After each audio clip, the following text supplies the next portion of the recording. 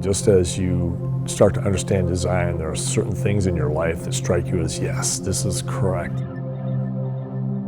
And somehow you have an innate relationship to it. You may not be able to describe it or understand it, but you just feel comfortable. It feels right, and it feels natural.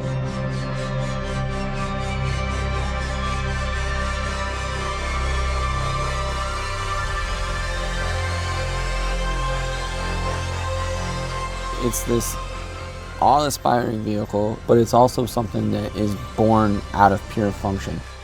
And quite frankly, by the time you get to 8, it's the full embodiment of what that is. We dreamed about it for years, but I would say 30 years ago, no one in a million years would have dreamed about us developing this at the Nürburgring. This car is not evolutionary, it's revolutionary. And you only get one chance to do it right.